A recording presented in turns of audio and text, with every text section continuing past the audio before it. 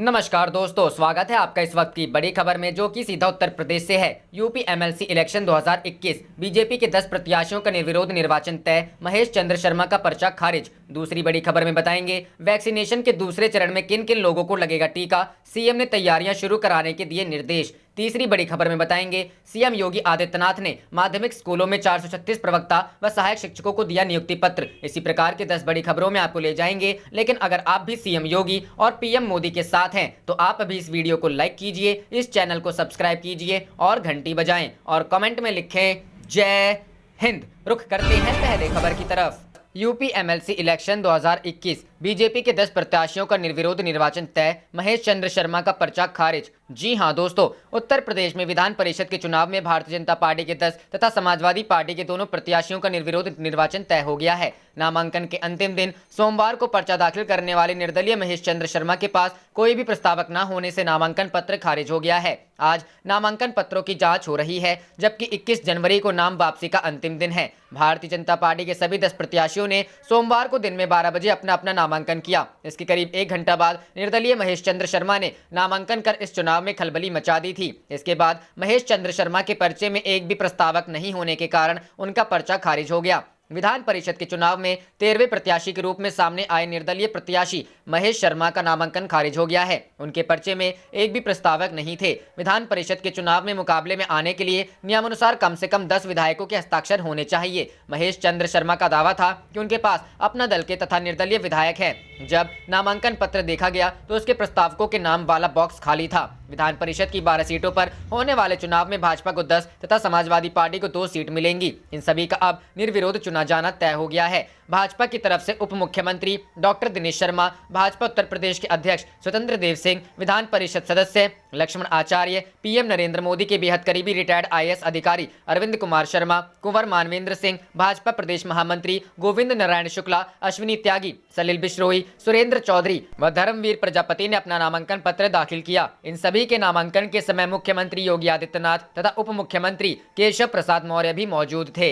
रुख करते हैं अगली खबर की तरफ। वैक्सीनेशन के दूसरे चरण में किन किन लोगों को लगेगा टीका, सीएम ने तैयारियां शुरू कराने के दिए निर्देश। जी हां दोस्तों, मुख्यमंत्री योगी आदित्यनाथ ने कहा है कि कोविड-19 के संबंध में प्रदेश में अपनाई गई रणनीति का यही परिणाम है कि हमारे राज्य में कोरोना की स्थिति नियंत्रण में है। इसके बावजूद हर स्तर पर सतर्कता बरतना आवश्यक है। इस संबंध में थोड़ी लापरवाही भी भारी पड़ सकती है। उन्होंने कहा कि कोविड-19 टीकाकरण अभियान के द्वितीय चरण की सभी तैयारियां समय से कर ली जाए। मुख्यमंत्री मंगलवार को यहां लोक भवन में उच्च स्तरीय बैठक में अनलॉक व्यवस्था की समीक्षा कर रहे थे। उन्होंने कहा कि वर्तमान में कोरोना टीकाकरण अभियान का प्रथम चरण प्रगति पर है। इसके अंतर्गत हेल्थ वर्कर्स को वैक्सीन की प्रथम डोज दी जा रही है। उन्होंने कोरोना टीकाकरण कार्य को केंद्र सरकार की गाइडलाइंस तथा क्रम के अनुरूप संचालित करने के निर्देश दिए हैं। मुख्यमंत्री ने कहा कि आगामी 3 सप्ताह में समस्त हेल्थ वर्कर्स का वैक्सीनेशन कार्य पूरा किया जाए। पहले चरण में वैक्सीनेट किए गए लोगों को कोरोना वैक्सीन की दूसरी डोज 15 फरवरी 2021 से दिया जाना शुरू किया जाए। बैठक में बताया गया कि कोरोना वैक्सीनेशन कार्य के मद्देनजर प्रदेश के पुलिस आदि विभिन्न सुरक्षा बलों का डाटाबेस तेजी से तैयार किया जा रहा है। मुख्यमंत्री ने कहा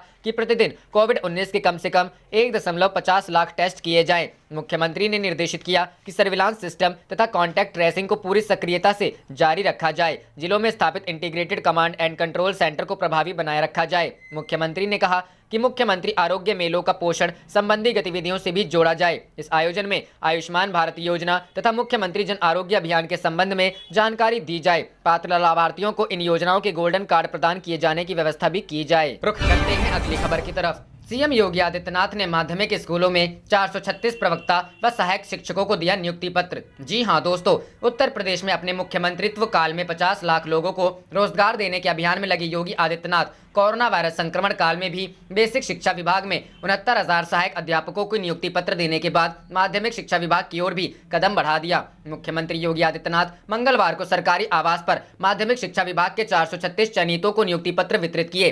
मुख्यमंत्री योगी आदित्यनाथ ने मंगलवार को राजकीय माध्यमिक स्कूलों में प्रवक्ता और सहायक अध्यापक पद पर चयनित 436 अभ्यर्थियों को ऑनलाइन नियुक्ति पत्र जारी किए। 5 कालिदास मार्ग स्थित सीएम आवास पर आयोजित इस कार्यक्रम में उन्होंने शिक्षकों को दायित्व बोध का पाठ भी पढ़ाया। मुख्यमंत्री योगी आदित्यनाथ ने कहा कि चयन प्रक्रिया पूरी तरह से पारदर्शी रही है। इस पर कोई अंगुली नहीं उठा सकता। चयन प्रक्रिया में अगर कहीं भी गोपनीयता भंग होती है तो कठोर कार्रवाई की जाती है। मुख्यमंत्री ने कहा कि देश में 34 साल बाद नई शिक्षा नीति प्रधानमंत्री नरेंद्र मोदी लेकर आए हैं और इसे लागू कराना सिर्फ सरकार की ही जिम्मेदारी नहीं है। प्रत्येक शिक्षक नई शिक्षा नीति के ड्राफ्ट को पढ़े और उसे अपने विद्यालय में लागू कराए। आप सभी को यह नियुक्ति पत्र ऐसे समय में मिल रहा है जब लगभग 34 साल बाद अपना देश नई शिक्षा नीति को लेकर आगे आया है। इसके लिए हम प्रधानमंत्री के आभारी हैं। अब शिक्षा केवल सैद्धांतिक पाठ्यक्रम का ही माध्यम नहीं रहेगी बल्कि व्यवहारिक ज्ञान का भी माध्यम बनेगी। इसके लिए नई शिक्षा नीति के ड्राफ्ट का अध्ययन आवश्यक है। मुख्यमंत्री योगी आदित्यनाथ ने कहा कि 4 फरवरी 2021 को चौरी चौरा कांड को लेकर राज्य सरकार वर्ष भर के कार्यक्रमों का आयोजन शुरू करेगी। इसी तरह 15 अगस्त 2021 से लेकर 15 अगस्त 2022 तक आजादी के 75 साल का जश्न मनाया जाएगा। देश की स्वाधीनता के 75 वर्ष पूर्ण होने जा रहे हैं। इसको लेकर व्यापक कार्यक्रम बनने जा रहे हैं। हमें देखना होगा कि हर विद्यालय व संस्था इससे कैसे जुड़ सकते हैं। नव चयनित शिक्षक इसमें प्रमुख भूमिका निभा सकते हैं। शिक्षकों को चाहिए कि वह महापुरुषों के बारे में विद्यार्थियों को बताएं और कार्यक्रम आयोजित कर उनके भीतर देशभक्ति की भावना जगाएं। सरकार की योजनाओं के बारे में भी आम लोगों को जानकारी दे। कार्यक्रम में उप मुख्यमंत्री डॉक्टर दिनेश शर्मा, अपर मुख्य सचिव माध्यमिक शिक्षा आराधना शुक्ला भी मौजूद रहीं। रुख करते हैं अगली खबर की तरफ। राजनाथ सिंह ने की योगी आदित्यनाथ की तारीफ, बोले मुझसे बेहतर सीएम। जी हां दोस्तों, केंद्रीय रक्षा मंत्री और यूपी के पूर्व सीएम राजनाथ सिंह ने उत्तर प्रदेश के मुख्यमंत्री योगी आदित्यनाथ के कार्यों की प्रशंसा की है। उन्होंने कहा है कि योगी उनसे भी बेहतर मुख्यमंत्री साबित हुए हैं। राजनाथ ने योगी को A1 सीएम कहा है। राजनाथ अक्टूबर 2000 से मार्च 2002 के बीच उत्तर प्रदेश के मुख्यमंत्री रहे हैं। शनिवार को एक निजी समाचार चैनल को दिए इंटरव्यू में राजनाथ ने कहा कि योगी एक ऐसे नेता जिन्होंने अपने कर्तव्यों को पूरी निष्ठा और बिना किसी पूर्वाग्रह के किया। सभी कह सकते हैं कि उनका प्रदर्शन A1 है।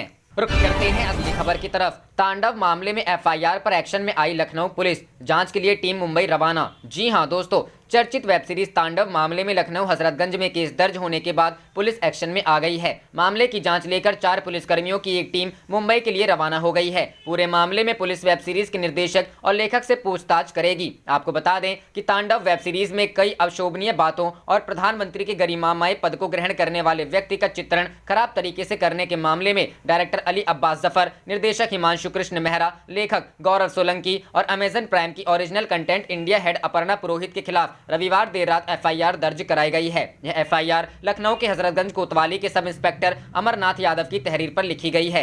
सब इंस्पेक्टर अमरनाथ ने FIR में लिखा है कि इस वेब सीरीज के कई अंश सोशल मीडिया पर खूब वायरल हो रहे हैं। इसके बाद ही कई अधिकारियों ने इस सीरीज को देखा तो पाया गया कि सीरीज के प्रथम एपिसोड के 17वें मिनट में देवी देवताओं को बोलते दिखाया गया है, जिसमें निम्न स्तरीय भाषा का प्रयोग किया गया है। इसी तरह कई जगह पर सांप्रदायिक भावनाओं को भड़काने वाले संवाद हैं, महिलाओं का अपमान करने जैसे कई दृश्य हैं। इस सीरीज की मंशा एक समुदाय विशेष की धार्मिक भावनाओं को ठेस पहुंचाने वाली है। लिहाजा इस सीरीज के निर्माता, निर्देशक व लेखक और अमेजन प्राइम के खिलाफ FIR दर्ज कराना जरूरी है। इस मामले में IPC की धारा 153A, 295, 505 1B, 505(2), 469 IE act 66, 66F, 67 के तहत मुकदमा लिखा गया है। जन भावनाओं के साथ खिलवाड़ बर्दाश्त नहीं किया जाएगा। शलभ मणि त्रिपाठी। इस मामले में बीजेपी प्रवक्ता और मीडिया सलाहकार शलभ मणि त्रिपाठी ने ट्वीट करके कहा था, जन भावनाओं के साथ खिलवाड़ बर्दाश्त नहीं किया जाएगा। वेब सीरीज की आड़ में नफरत फैलाने वाली वेब सीरीज तांडव की पूरी टीम के खिलाफ केस दर्ज कर लिया गया है। उन्होंने लिखा, इस टीम को धार्मिक भावनाओं को आहत करने की कीमत तो चुकानी ही पड़ेगी।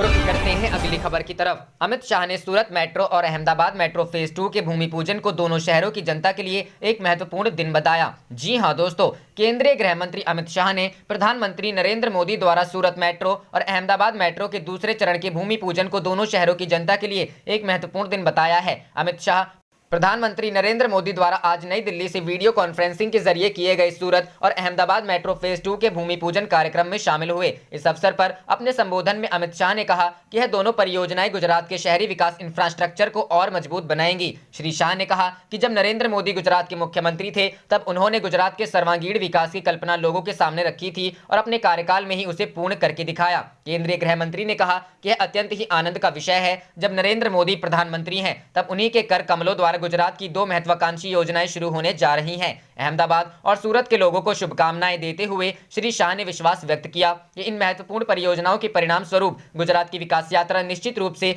तीव्र गति से आगे बढ़ेगी। अमित शाह ने कहा कि किसी राज्य का चहुमुखी विकास कैसे हो सकता है, उसका उदाहरण नरेंद्र मोदी ने देश के सामने रखने का प्रयास किया और उसमें सफल भी रहे। फिर चाहे वह गुजरात के ग्रामीण क्षेत्र की विकास की बात हो या शहरी, चाहे समुद्री किनारे हो या शहरी गरीबों के लिए इंफ्रास्ट्रक्चर बनाने की बात, जंगल हो या फिर पहाड़ी क्षेत्रों पर बसने वाले आदिवासी भाइयों का विकास, सभी क्षेत्रों में एक विकास कैसे पहुंचे, उसकी चिंता श्री नरेंद्र मोदी जी ने गुजरात के मुख्यमंत्री के रूप में की थी। उसी के परिणाम स्वरूप गुजरात का सर्वांगीण विकास हुआ और मोदी ने पूरे देश में राजदूत की तरह गुजरात के विकास को पहुंचाने का कार्य किया। आप देख रहे थे आपका अपना चैनल जय हिंद जय भारत।